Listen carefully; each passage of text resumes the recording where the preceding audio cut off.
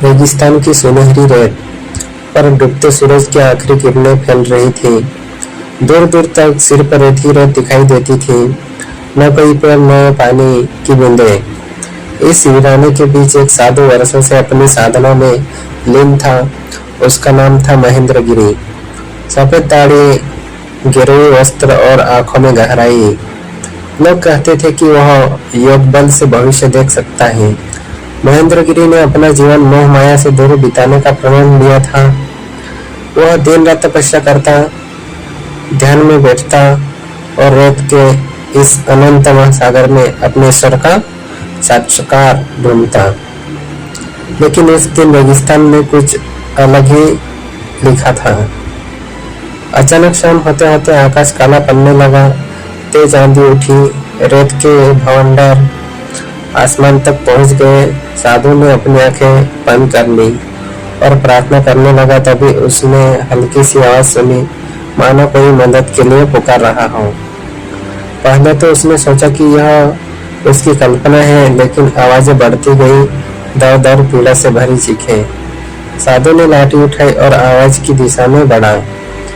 रेगिस्तान की रेत में गिरती पड़ती एक युवती दिखाई दी। उसका पेट भारी था, साफ था कि वह गर्भवती थी। कपड़े फटे, पुराने, चेहरा धूल से सना और आंखें में डर। वह जमीन पर गिरते गिरते साधु के पैरों के पास आकर बोली, बचाइए मुझे, बचा लीजिए, वो लोग मेरा पीछा कर रहे हैं। साधु ने तुरंत उसे सहारा दिया। बेटी तू कौन है, यहाँ कैसे पहुंची? लेकिन वह यहाँ कुछ बोल पाती उससे पहले ही बेहोश हो गई। साधु अभी उसे उठाने ही वाला था कि पीछे से फिर वही चीख सुनाई दी। मुड़कर देखा तो दूसरी युवती भागती हुई आ रही थी। वह भी गर्भवती थी, लेकिन उसके चेहरे पर अजीब गुस्सा और डर मिला जुला था। वह चिल्लाई, मुझे मत रोकना, वो मुझे मार देंगे, सब मुझे मार देंगे। साधु समझ ही नहीं पा रहा था कि ये दोनों कौन है और क्यों रेगिस्तान में इस हाल में भटक रही है। महेंद्रगिरी का मन विचलित था। उसने जीवन भर यही सीखा था कि एक साधु को संस्कारी मामलों से दूर रहना चाहिए, लेकिन सामने दो जिंदगियां थी और दोनों अजन्मे शिशु भी थे। उसने सोचा, क्या यह कोई ईश्वर की परीक्षा है या कोई रहस्य जो मुझे उजागर करना है। साधु ने दोनों को संभाला और अपनी झोपड़ी की ओर ले जाने ही वाला था कि उसने देखा रेत के पार कुछ परछाइयां नजर आ रही थी। ऊँटों पर सवार कुछ लोग उनकी ओर बोल रहे थे, हथियार उनके हाथ में चमक रहे थे। साधु का दिल कांप उठा। क्या यही वो लोग हैं जिनसे ये लड़कियां भाग रही थी? उन सवारों में से एक ने दूर से ही आवाज लगाई, और साधु, ये औरतें हमारी है, उन्हें हमारे हवाले कर दो, वरना तो भी जिंदा नहीं बचेगा। साधु चुप रहा। उसने दोनों लड़कियों को अपने पीछे छुपा लिया। उसकी आंखों में एक अलग ही तेज था। ये सब मेरी शरण में है। साधु के द्वार पर आई किसी भी प्राणी की रक्षा मेरा धर्म है। सवार हंस पड़ा। तो तू भी मरने को तैयार हो जा बूढ़े साधु। रेगिस्तान की हवाओं में तलवारें खनक उठी। साधु अपनी लाठी को कसकर पकड़े खड़ा था। तभी अचानक एक लड़की ने साधु के कान में धीरे से कहा, बाबा आप नहीं जानते, इन सब के पीछे वही है, वही जिसने हम सबको बर्बाद किया। साधु ने चौंक कर उसकी ओर देखा और बोला, कौन? लेकिन लड़की और कुछ कहती उससे पहले ही सवार उस पर टूट पड़े। रेगिस्तान की रेत पर खून और रहस्य दोनों बहने वाले थे। रेगिस्तान की तपती रेत पर उस रात का दृश्य मानो किसी पुरानी दास्तान की तरह था। एक तरफ साधु महेंद्रगिरी, जिसकी लाठी में तपस्या की शक्ति थी, और दूसरी तरफ हथियारबंद सवार जो औरतों को अपने कब्जे में लेना चाहते थे। पहला सवार घोड़े से कूदकर साधु की ओर झपटा। उसकी तलवार चांदनी में चमक रही थी, लेकिन महेंद्रगिरी ने आंखें बंद की, गहरी सांस ली और अपनी लाठी से ऐसा प्रहार किया कि तलवार उसके हाथ से छूटकर दूर जा गिरी। सवार दर्द से करार उठा और रेत में गिर पड़ा। बाकी लोग भौचक्के के रह गए, ये बूढ़ा साधु तो इतना ताकतवर कैसे है। पीछे खड़ी दोनों गर्भवती लड़कियां यह दृश्य देखकर हैरान थी। पहली लड़की जो शांत और डरी हुई थी आंसू से भरकर बोली, बाबा आप हमारी रक्षा कर रहे हैं, लेकिन ये लोग बहुत खतरनाक है, ये किसी की भी जान ले सकते हैं। दूसरी लड़की जिसका स्वभाव ज्वालामुखी जैसा था गुस्से में बोली, इनसे डरने की जरूरत नहीं है, मैंने कहा था ना बाबा, ये सब उसी की आदमी है। अगर हमें बचाना है तो उस असली गुनहगार तक पहुंचना ही होगा। साधु के मन में सवाल और गहरे होते जा रहे थे। ये वो कौन है और इन दोनों का इससे क्या रिश्ता है। बाकी 3 सवारों ने घेर लिया। एक ने तीर चलाया जो साधु के बाजू को छूकर निकल गया। खून की एक पतली धार बहने लगी। लड़कियां चीख उठी, बाबा। लेकिन साधु बिना विचलित हुए बोला, धैर्य रखो, जब तक सत्य की रक्षा करनी है यह शरीर भी अस्त्र है। उसने लाठी को जमीन पर मारा, रेत का गुब्बारा उठा और कुछ देर के लिए दुश्मन की आंखें धुंधली हो गई। साधु ने उसी मौके पर दोनों लड़कियों को पकड़कर अपनी झोपड़ी की ओर दौड़ा दी। झोपड़ी साधारण थी, सूखी टहनियों और मिट्टी से बनी, लेकिन भीतर प्रवेश करते ही दोनों को अजीब सी शांति महसूस हुई। दीवारों पर मंत्र लिखे थे, कोने में जलता दिया था और एक तरफ पड़ी जड़ी बूटियों की टोकरी। साधु ने दोनों को बिठाया और कहा, अब सत्य कहो, तुम दोनों कौन हो, क्यों रेगिस्तान में साल में भटक रही हो। पहली लड़की ने कांपते हुए आवाज में कहा, मेरा नाम आर्या है, मैं एक छोटे गांव से आई हूँ। मेरा पति मासूम था, लेकिन उसे झूठे इल्जाम में फंसाकर मार डाला गया। मैं अकेली रह गई और जब सच्चाई खोजने निकली तो इन लोगों ने मेरा पीछा करना शुरू कर दिया। मेरा बच्चा शायद उसी मासूम की आखिरी निशानी है। उसकी आंखों से आंसू टपक रहे थे। फिर दूसरी लड़की बोली, मेरा नाम माया है और मैं किसी मासूम की विधवा नहीं, बल्कि उस आदमी की दुश्मन हूँ जिसने सब कुछ छीन लिया।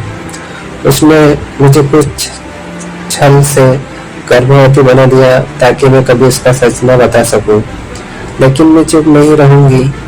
इस रेगिस्तान की हवेली में जो होता है उसे सबको जानना होगा। साधु ने चौंक कर पूछा, हवेली? कौन सी हवेली? माया ने गहरी सांस ली और बोली, रेत के पार टूटे हुए खंडहरों में एक हवेली है जहाँ रात होते ही राज जागते हैं। वहीं से इस खेल की शुरुआत हुई थी। साधु मौन हो गया।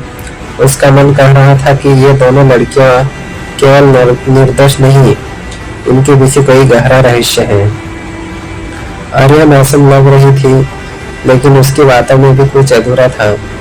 माया सच बोल रही थी, ये सिर्फ अपने गुस्से में भरी झूठी कहानियां गढ़ रही थी। लेकिन इतना स्पष्ट था कि दोनों की जिंदगियां किसी बड़े षड्यंत्र का हिस्सा थी। झोपड़ी के बाहर घोड़ों की टापें गूंजने लगी। हमलावर वापस आ गए थे और अब वे संख्या में और भी ज्यादा थे। आर्या डरते हुए बोली, बाबा अब हम कहाँ जाएंगे? माया ने साधु का हाथ पकड़कर कहा, बाबा अगर सच जानना है तो हमें उस हवेली तक जाना होगा, नहीं तो ये लोग हमें हर हाल में पकड़ लेंगे। साधु की आंखों में दृढ़ता आ गई। ठीक है, यदि सत्य वहीं छुपा है तो हमें उस हवेली तक जाना ही होगा, चाहे यह रेगिस्तान हमें निगल ले। रात गहरी हो चुकी थी। साधु ने दोनों लड़कियों को लेकर ऊंट पर बैठाया और वे रेत की असीम सागर की ओर बढ़ चले। दूर आसमान में बिजली चमक रही थी। हवा में अजीब सा डर था। पीछे से आती आवाजें साफ थी, भागने मत देना इन्हें, हवेली तक पहुंचने से पहले रोक लो। रेत की आंधियों में सफर करते हुए अचानक साधु ने दूर से हवेली की झलक देखी। टूटी टूटी दीवारें, दरवाजे पर झूलते लोहे और खिड़कियों से झांकती परछाइयां। माया ने धीमी आवाज में कहा, यही है वह जगह बाबा, यही सब राज दफ्न है और यही है हमारी बर्बादी शुरू हुई थी। आर्या ने साधु का हाथ थामा और बोली, बाबा, लेकिन अगर यह हवेली खुली तो सिर्फ सच नहीं निकलेगा, बल्कि वह श्राप भी जागेगा जिससे कोई बच नहीं पाएगा। साधु की आंखें चौड़ी हो गई। अब ये सिर्फ दो लड़कियों की कहानी नहीं थी, यह पूरे रेगिस्तान का रहस्य था। रेगिस्तान की काली रात में और धीरे धीरे चलता हुआ उस पुरानी हवेली के सामने आ रुका। आसमान पर बादल घिर चुके थे। बिजली की चमक हवेली की टूटी दीवारों और जंगल खाए दरवाजों पर पड़ रही थी। ऐसा लग रहा था मानो सदियों से बंद पड़ा कोई राज अब बाहर आने वाला तड़प रहा था। हवेली विशाल थी, लेकिन खंडहरों में बदल चुकी थी। दरवाजे आधे टूटे हुए थे, लकड़ी पर अजीब सी आकृतियां खुंदी हुई थी। हवेली के ऊपर उड़ते हुए कौवे लगातार काव काव कर रहे थे, जैसे किसी अनहोनी की चेतावनी दे रहे हो। आर्या ने कांपते हुए आवाज में कहा, बाबा, हमें अंदर नहीं जाना चाहिए, ये जगह अब शकुनी है। माया ने उसकी ओर घूरकर देखा। डरना छोड़ा आर्या, यही तो वह जगह है जहाँ तुम्हारा सच भी छुपा है और मेरा बदला भी। अगर हम अंदर नहीं गए तो इन पीछा करने वाले लोगों से कैसे बचेंगे? महेंद्रगिरी ने हवेली के दरवाजे को ध्यान से देखा। वह दरवाजा साधारण नहीं था। उस पर संस्कृत में पुराने मंत्र खोदे थे और बीच में त्रिशूल का निशान था। यह कोई सामान्य हवेली नहीं है। साधु बुदबुदाया, यह किसी तांत्रिक या किसी शापित कुल की हवेली लगती है। लेकिन समय कम था, पीछा करने वाले और नजदीक आ रहे थे। साधु ने अपनी लाठी से दरवाजे पर प्रहार किया। दरवाजा चरमराहट के साथ खुल गया और एक ठंडी हवा का झोंका बाहर आया। हवेली के भीतर अंधारा और सन्नाटा आ गया। दीवारों पर लकड़ी के जाले लटक रहे थे। फर्श पर टूटी हुई मिट्टी के बर्तन और जंग लगे हुए लोहे के टुकड़े बिखरे हुए थे। लेकिन सबसे विचित्र था हवेली के बीचों बीच रखा हुआ एक विशाल तांबे का घड़ा, जिसके ऊपर कपड़ा डाला था। आर्या ने घबराकर साधु का हाथ पकड़ा। बाबा, ये घड़ा, ये मत छूना, ये शापित है। मैंने इसके बारे में सुना है। कहते हैं इसमें वही आत्माएं कैद है जिनकी मौत रहस्यमय ढंग से हुई है। माया ने हंसकर कहा, डरपोक मत बनो। सच तो वही है कि इस घड़े में हमारे सवालों के जवाब छुपे हैं। बाबा, इसे खोलिए। साधु ने कुछ मंत्र पढ़े और घड़े के पास पहुंचा। जैसे ही उसने हाथ बढ़ाया, अचानक हवेली की दीवारें कांपने लगी। कपड़ा अपने आप सरक गया और घड़े से अजीब सी चमक निकली। चमक के साथ ही हवेली में बिखरी रेत घूमने लगी और उसमें अजीब आकृतियां बनने लगी। साधु ने गहरी आवाज में कहा, यह कोई साधारण वस्तु नहीं है। ये अतीत को जीवित करने वाला पात्र है। इसमें बंद है और सबकी आत्माएं जिन्होंने इस हवेली में अपनी जान गंवाई। रेत के बीच बनी आकृतियों में साधु ने देखा एक राजा जो अपनी रानी पर शक करता था, दो बहनें जिनमें से एक को छल से गर्भवती बना दिया था और एक तांत्रिक जिसने हवेली की दीवारों में आत्माएं को कैद कर दिया। आर्या की आंखों से आंसू निकल पड़े। ये वही कहानी है जो मेरे गांव में बुजुर्ग सुनाते थे, लेकिन इसका हमसे क्या रिश्ता है? माया ने फुसफुसाकर कहा, रिश्ता है आर्या, और ये रिश्ता खून से जुड़ा है। हम दोनों उस हवेली की उस वंश की आखिरी कड़ियां हैं। साधु हक्का बक्का रहा गया। तुम दोनों एक ही वंश से हो? आर्या ने चौंककर माया की ओर देखा।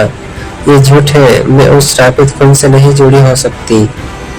माया गुस्से में चिल्लाई, चाहे मानो या ना मानो, लेकिन सच्चाई यही है।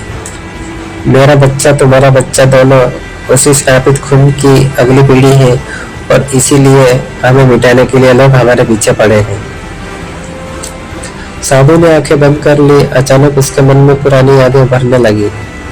कई साल पहले जब वह साधु नहीं बना था, वह भी एक योद्धा था जिसने इस हवेली की दीवार पर युद्ध लड़ा था। उसने उस समय एक गुप्त वचन लिया था कि जब भी हवेली का श्राप फिर से जागेगा, वह उसकी रक्षा करेगा। लेकिन उसे ये नहीं पता था कि आज वही वचन इन दो मासूम गर्भवती लड़कियों की किस्मत से जुड़ा होगा। अचानक हवेली के बाहर से शव सुनाई दिया। घोड़ों की टापें और तलवारों की झंकार। हमलावर हवेली तक पहुंच गए थे। आर्या डरते हुए बोली, बाबा अब क्या होगा?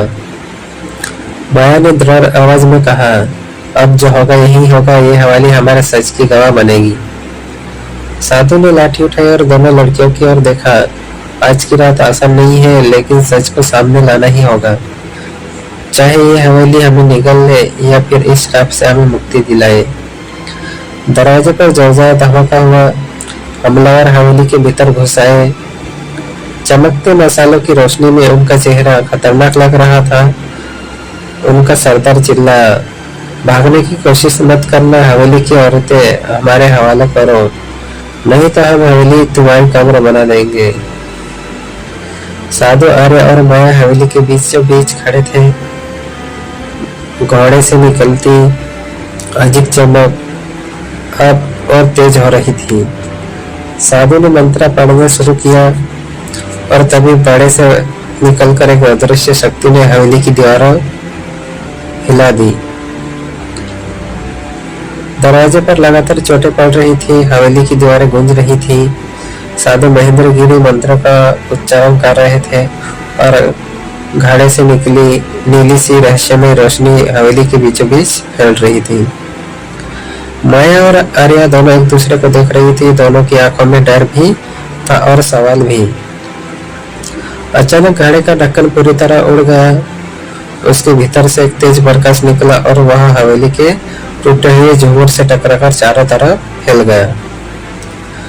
रोशनी में एक चेहरा उभरा, एक औरत का चेहरा जिसकी आंखों में दर्द, गुस्सा और आंसू सब कुछ था। वह आवाज आई, कौन है जो इस श्रापित हवेली की नींद तोड़ने आया है? साधु ने शांत स्वर में कहा, माता मैं वही हूँ जिसने वर्ष पहले वचन दिया था कि जब भी यह श्राप फिर से जागेगा मैं उसकी रक्षा करूंगा और उसे रोकूंगा। आज ये दोनों कन्याएं आपके सामने खड़ी है, इन्हें सत्य बताइए।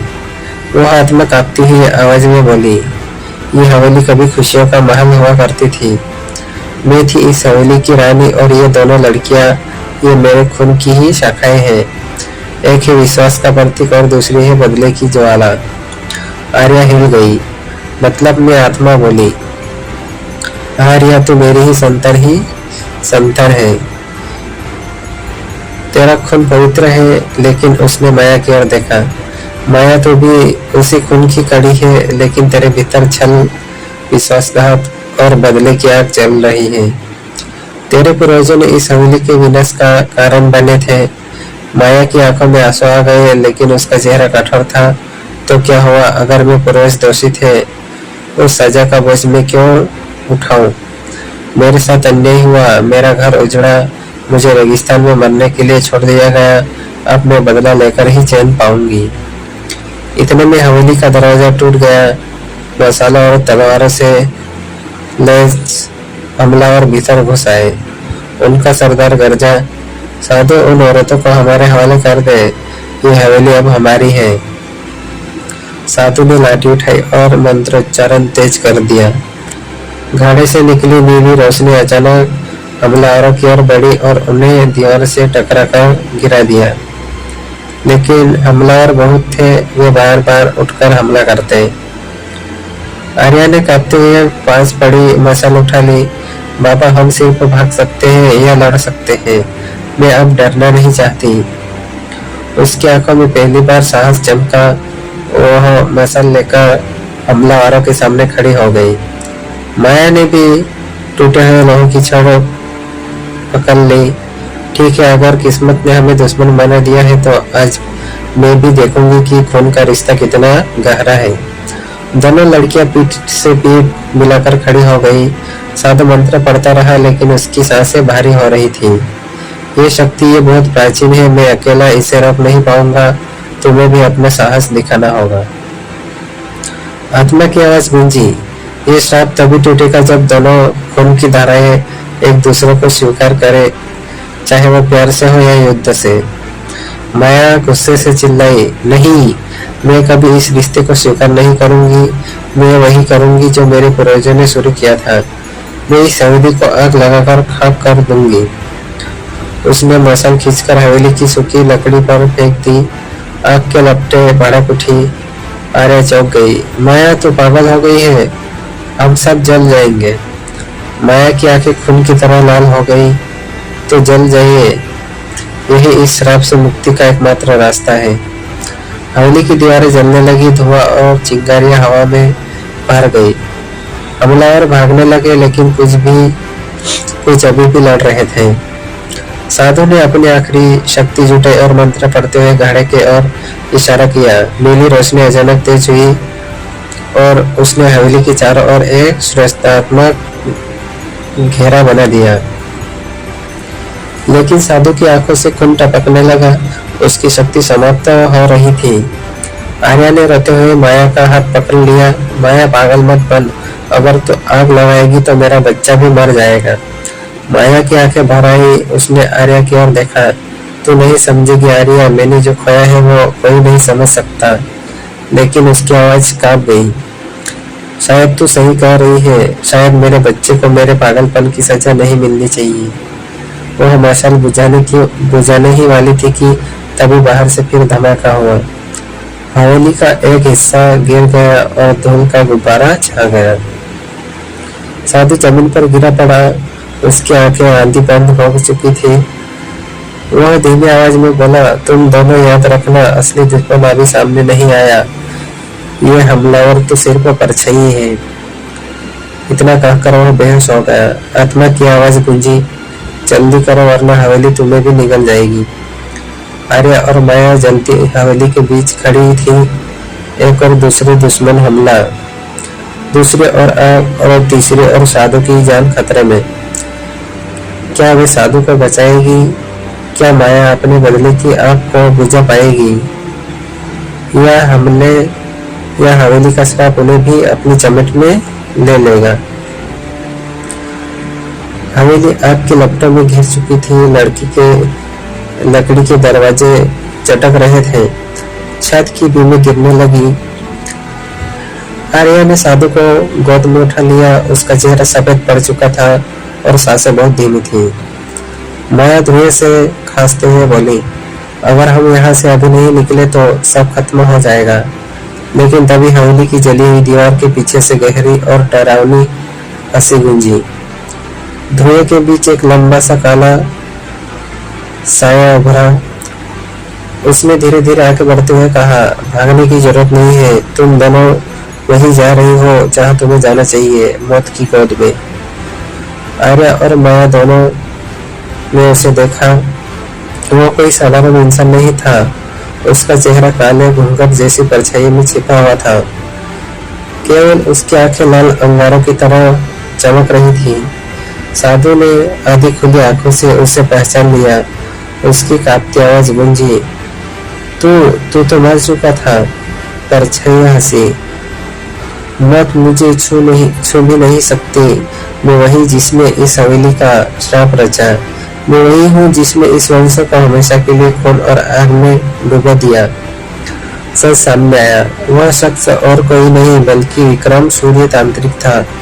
वही जिसने हवेली की रानी और उसके वंशजों को शाप दिया था। आर्या ने कांपती आवाज में पूछा, तो आखिर चाहता क्या है? विक्रम सूर्य की आवाज पत्थर जैसी कठोर थी। मुझे तुम्हारे खून की जरूरत है। इस वंश की हर स्त्री मेरे श्राप को पूरा करने वाली है। तुम्हारे गर्भ में पल रही संतानें वे ही मेरे अगले अवतार की पूंजी है। अगर मैं उनका बलिदान कर दूं तो मैं अमर हो जाऊंगा। माया गुस्से में चिल्लाई, तू पागल है, मेरे बच्चे को छूने की हिम्मत भी मत करना। विक्रम हंसा, तुम्हारे पूर्वजों ने भी यही कहा था, लेकिन सब मुझ में समा गए। अब तुम्हारी बारी है। साधु ने टूटी आवाज में कहा, आर्या, माया यही असली दुश्मन है। जिन हमलावरों ने तुम अब तक लड़ रही थी वे सब इसके खिलौने थे। इसका अंत करना ही होगा। तांत्रिक ने अपने हाथ उठाए। उसके चारों ओर काले धुएं का चक्र बनाने लगा। आग की लपटें मानो उसके आदेश पर थम गई। आर्या और माया एक दूसरे के करीब खड़ी हो गई। आर्या ने फुसफुसाकर कहा, हम चाहे कितनी भी अलग हो, लेकिन आज अगर हमने साथ नहीं दिया तो हमारे बच्चे कभी जन्म नहीं ले पाएंगे। माया की आंखों में आंसू आ गए। उसने सिर हिलाकर हामी भरी। तभी फिर से नीली रोशनी घड़े से निकली। वो हाथ में हवेली की रानी उनके सामने आ खड़ी हुई। मेरी बेटियों, यह वह क्षण है जब तुम्हें अपने खून की ताकत को एक करना होगा, तभी श्राप टूटेगा। माया कांपते हुए बोली, लेकिन कैसे? हमारे पास न कोई शक्ति है न कोई अस्त्र। आत्मा मुस्कुराई, तुम्हारा खून ही तुम्हारा अस्त्र है। रानी की आत्मा ने दोनों के हाथ पकड़वा कर और उनमें खंजर रख दिया। अपनी हथेलियों को काटो और खून की मिलावट करो, यही तुम्हारी ढाल बनेगा। अरे माया कांपते हुए अपनी हथेलियां काट ली। खून की बूंदें घड़े पर गिरी और अचानक नीली रोशनी और प्रबल हो गई। विक्रम सूर्य तांत्रिक चीख पड़ा, नहीं, यह संभव नहीं है। यह श्राप कभी टूट नहीं सकता। नीली रोशनी ने तांत्रिक को घेर लिया, लेकिन वह अपनी काली शक्ति से लहरें पैदा करके उससे लड़ने लगा।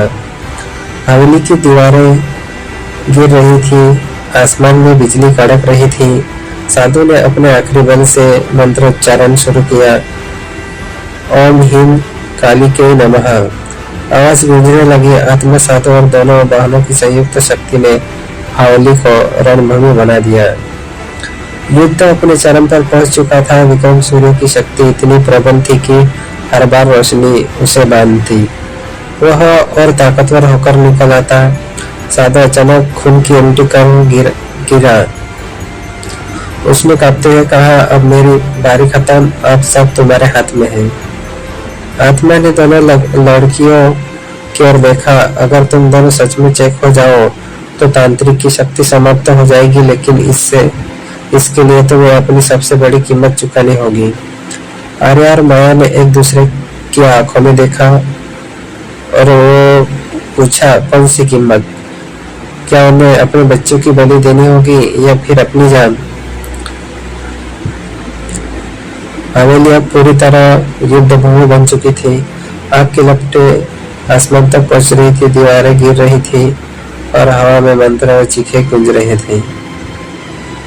विक्रम सूर्य तांत्रिक लाल आंखों से आग बरसा रहा था। उसकी परछाई लंबी होती जा रही थी, मानो पूरा आकाश उसे निगलने वाला हो। आर्या और माया खून से लथपथ हथेलियां थामे खड़ी थी। उनकी नसें फटने को थी, लेकिन भीतर कहीं अजीब सी शक्ति जाग उठी थी। हवेली की रानी की आत्मा गूंजी, अब तुम्हें अंतिम निर्णय लेना होगा इस श्राप को तोड़ने के लिए। किसी एक को अपना सर्वस्व देना पड़ेगा। बिना बलिदान यह युद्ध समाप्त नहीं होगा। आर्या की आंखें चौड़ी हो गई, मतलब किसी एक की मौत? आत्मा ने गंभीर स्वर में कहा, हाँ, खून की धारा तभी पवित्र होगी जब त्याग होगा। यह तुम्हारी परीक्षा है। माया का चेहरा सख्त हो गया। अगर किसी का मरना है तो मैं तैयार हूँ। मैं वैसे भी अपने गुनाहों का बोझ लिए जी नहीं सकती। आर्या ने तुरंत उसका हाथ पकड़ लिया। नहीं माया, तू पागल मत बन। तेरे बच्चे को तेरी जरूरत है। अगर तू चली गई तो उसका क्या होगा? माया की आंखों में आंसू भर आए। और अगर तू गई तो तेरे बिना यह श्राप टूटेगा ही नहीं। तेरा खून पवित्र है, तेरा दिल सच्चा है। बलिदान तुझे ही देना होगा। दोनों बहनें रोते हुए एक दूसरे को थामे खड़ी थी। तांत्रिक हंस रहा था। कितना प्यारा दृश्य है। दो बहनें मरने के लिए लड़ रही हैं, लेकिन अंत में मरेगी तो दोनों ही। तांत्रिक ने अचानक अपने हाथ आकाश की ओर उठाए। काले बादल फट पड़े और बिजली हवेली पर गिरने लगी। नीचे की जमीन कांपने लगी। आर्या और माया ने अपनी हथेलियों से उठती रोशनी तांत्रिक की ओर मोड़ी, लेकिन उनकी शक्ति अकेले उसे रोकने के लिए काफी नहीं थी। साधु ने अंतिम सांसों में आवाज लगाई, याद रखो, शक्ति त्याग में है, भाई में नहीं। जो सच में देने को तैयार होगा वही श्राप तोड़ेगा। माया ने अचानक आर्या को धक्का दिया और आगे बढ़ गई। आर्या, तू मेरी बहन है। तुझसे लड़ते लड़ते मैंने बहुत वक्त गवाया, लेकिन अब मैं तुझे बचाकर ही जाऊंगी।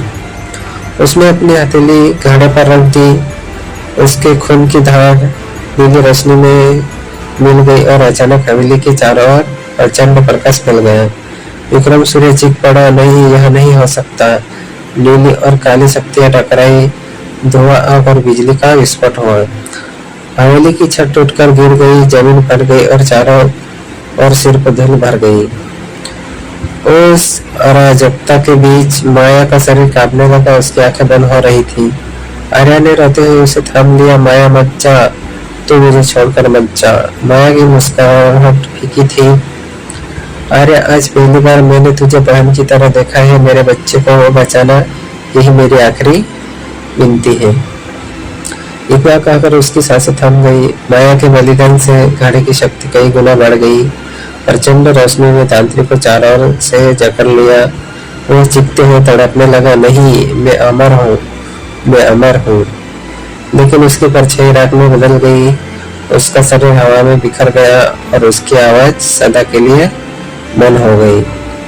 हवेली की रानी की आत्मा दोनों के सामने आई। उसकी आंखों में आंसू थे।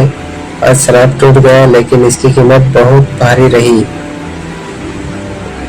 उसने माया की निर्जीव शरीर को देखा और बोली, तेरे त्याग ने इस वंश को पवित्र कर दिया है। तेरी आत्मा शांति पाएगी। आर्या घुटनों पर गिर पड़ी। मुझे माया चाहिए, मैं अकेली कैसे रहूंगी। आत्मा ने उसका सिर हिलाया, तो अकेली नहीं है, तू माँ बनने वाली है और माया का खून तेरे बच्चे की धड़कनों में जिंदा रहेगा। अगर बुझने लगी हवेली की दीवारें खंडहर बनकर ढह गई। घड़े की नीली रोशनी धीरे धीरे बंद पड़ गई और अंत में बुझ गई। साधु ने आखिरी बार मुस्कुराते हुए कहा, मेरा काम पूरा हुआ, अब मैं भी जा रहा हूँ। और उसने अपनी अंतिम सांस ली।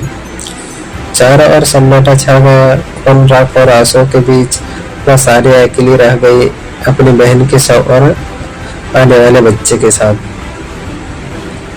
हवेली पूरी तरह आग और खंडहर में बदल गई।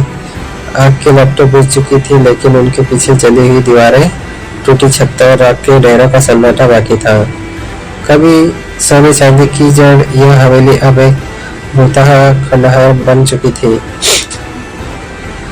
आर्या उस मलबे के बीच बैठी थी, अपनी बहन माया के निर्जीव शरीर को गोद में ली। उसकी आंखें लाल हो चुकी थी, लेकिन आंसू जैसे अब सूख चुके थे। तू चली गई माया, लेकिन मैं वादा करती हूँ, तेरे बच्चे को वो मैं अपनी औलाद की तरह पालूंगी। तेरा नाम हमेशा जिंदा रहेगा। अचानक हवा में एक हल्की सी चमक उठी। हवेली की रानी की आत्मा फिर से प्रकट हुई, लेकिन इस बार उसका रूप बहुत शांत, जैसे किसी बंधन से मुक्त हो चुकी थी। उसने मुस्कुरा कर कहा, मेरी बच्चियों, आज मेरा श्राप टूट गया। मैं अब इस लोक से मुक्त हो सकती हूँ। आर्या ने रोते हुए कहा, तुम क्यों हमें अकेला छोड़ रही हो? हमें तुम्हारी जरूरत है। रानी की आत्मा ने सिर हिलाया, अब तुम्हें किसी और की जरूरत नहीं है।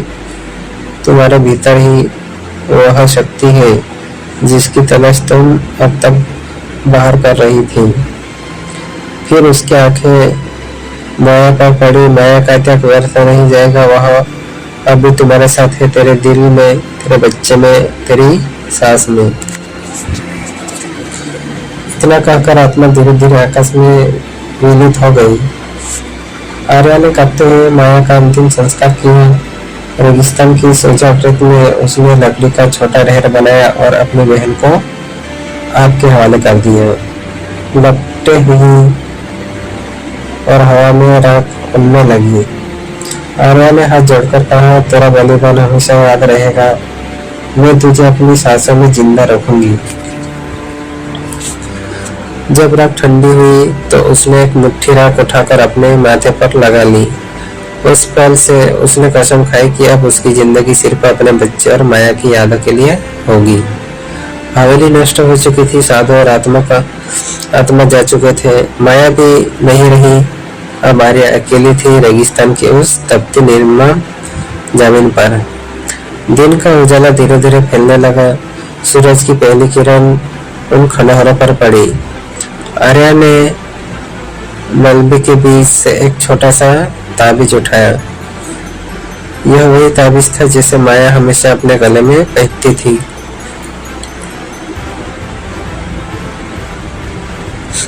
उसने उसे अपनी गर्दन में डाल लिया और बुदबुदाई, अब तो हमेशा मेरे साथ है। थकी हुई, घायल और टूटी हुई आर्या खंडहर से बाहर निकली। उसकी नजर सामने फैले रेगिस्तान पार गई। वहां दूर दूर तक सिर पर रेत थी, लेकिन एक जगह उसे कुछ आरा सा दिखा। वह लड़खड़ाते हुए कहाँ पहुंची। वहां रेत से उभरती एक नन्ही सी हरी कली थी, रेगिस्तान की कठोर जमीन पर जीवन की एक झलक। आर्या घुटनों के बल बैठ गई और मुस्कुराई। शायद यही संकेत है कि अंधकार के बाद भी रोशनी आती है, रात के बाद भी जीवन पनपता है। शाम होते होते आसमान फिर अंधेरा होने लगा। आर्या ने पास ही पड़े एक चट्टान के नीचे आश्रय लिया। उसके भीतर एक मात्रत्व का एहसास और भी गहरा हो चुका था। वह अपने पैर पर हाथ फेरते हुए बोली, तू मेरी ताकत है, माया खून भी तुझमें है और मेरा भी। हम दोनों की कहानी तू आगे बढ़ाएगा। लेकिन तभी हवा में फिर से एक अजीब सी सनसनाहट हुई। रेगिस्तान की हवाएं जैसे कोई गुप्त संदेश ला रही थी। आर्या ने चक्कर चारों ओर देखा। क्या सचमुच सब खत्म हो चुका था, या फिर तांत्रिक की परछाई का कोई अंश अब भी बचा हुआ था? रात गहराने लगी। आसमान पर तारे चमक रहे थे, लेकिन रेगिस्तान की हवा भारी थी। आर्या ने आंखें बंद कर ली, मगर उसके दिल में अजीब सी बेचैनी थी। उसने महसूस किया कि जैसे कोई अब उसे देख रहा हो, शायद हवेली के खंडहरों से, शायद रेत के नीचे से। उसकी मुट्ठी में कसकर पकड़ा हुआ था ताबीज हल्का सा गर्म हो उठा, मानो माया की आत्मा उसे किसी अनजान खतरे से आगाह कर रही हो। रेगिस्तान की रात गहरी थी। चारों ओर सन्नाटा पसरा था, बस हवा की सरसराहट और कभी कभार किसी जंगली जानवर की आवाज सुनाई देती थी। आर्या चट्टान के नीचे बैठी थी, आंखों में थकान और दिल में डर, लेकिन पैर पर रखा उसका हाथ उसे साहस दे रहा था। अब मुझे अकेले नहीं जीना, तेरे लिए जीना है। उस रात उसे एक अजीब सपना आया। उसने देखा कि माया सफेद कपड़ों में सामने खड़ी थी, चेहरे पर वही शांति, वही मुस्कान। माया ने उसकी तरफ हाथ बढ़ाया और बोली, आर्या डर मत, तू अकेली नहीं है। तेरे भीतर जो जीवन पल रहा है, वही इस वंश का भविष्य है। उसकी रक्षा कर, चाहे कुछ भी हो जाए। आर्या चीखते हुए जागी। पसीने से तर बतर उसका शरीर कांप रहा था, लेकिन दिल में वही एहसास बैठ गया कि माया अब भी उसके साथ है। सुबह की पहली किरण जब रेगिस्तान पर पड़ी तो आर्या ने लंबी सांस ली।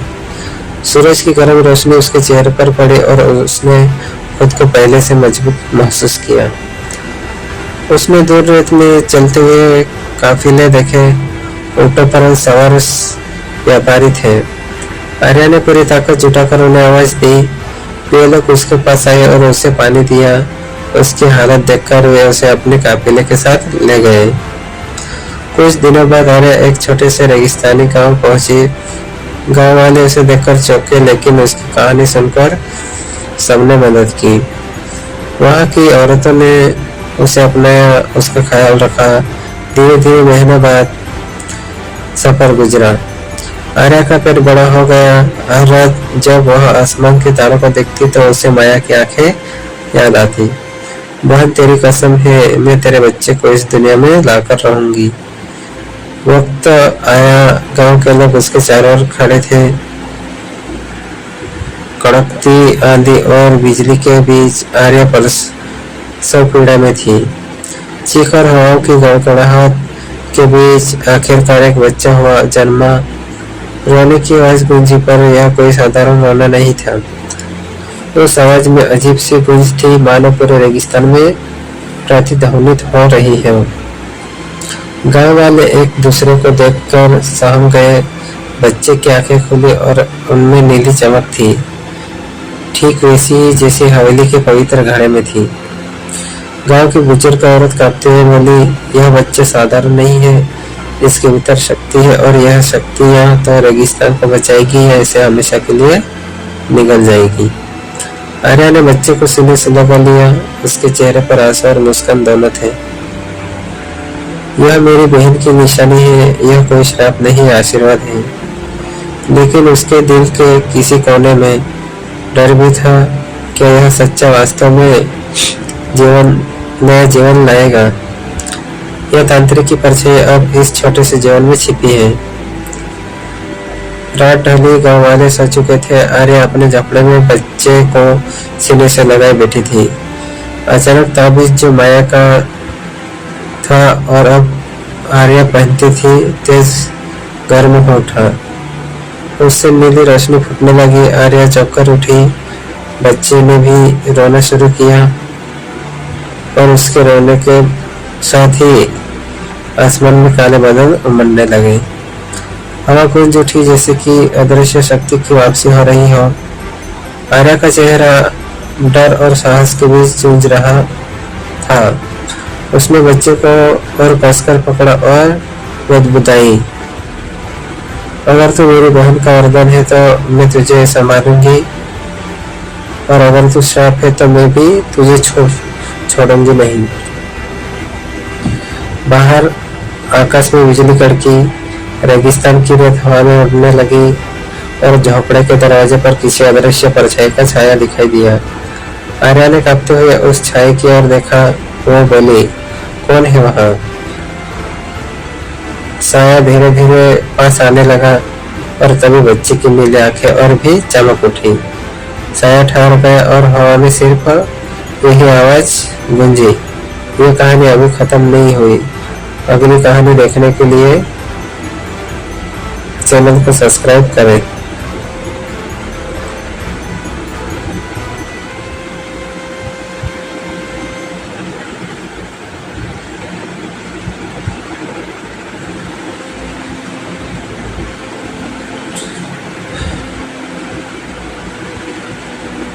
रात आधी हो चुकी थी। गांव का हर इंसान गहरी नींद में था, लेकिन आर्या अपने बच्चे को सीने से लगाए जाग रही थी। झोपड़ी में सिर पर दिए की हल्की लौ जल रही थी। अचानक दिए की लौ तेज नीली उठी और उसी पर बच्चा जोर से रोने लगा। उसकी आंखों से निकली नीली रोशनी पूरे कमरे में फैल गई। आर्या ने घबराकर दरवाजे की ओर देखा। वहां एक काली परछाई खड़ी थी। उसकी आंखें लाल थी और उसकी परछाई धीरे धीरे लंबी हो जा रही थी, जैसे पूरी झोपड़ी को निगल जाएगी। आर्या कांपते हुए बोली, कौन है तू? साया ठहर गया, फिर गूंजती हुई आवाज में कही, तेरे बच्चे में वही हूँ जिसका अंत मैं भी नहीं कर सका। आर्या चीख उठी और अगले ही पल झोपड़ी का दिया बुझ गया। अंधेरे में बस बचने की नीली आंखें चमक रही थी। यहीं पर कहानी खत्म नहीं होती, लेकिन आपके दिमाग में सवालों का तूफान उठता है। यह साया कौन था? बच्चे में क्या राज छिपा है? और क्या आर्या बच जाएगी? यह सब कुछ दोबारा वही श्राप दोहराएगा? कमेंट में जरूर बताएं और अगली कहानी सुनने के लिए वीडियो को लाइक, शेयर, कमेंट करें और चैनल को सब्सक्राइब करें।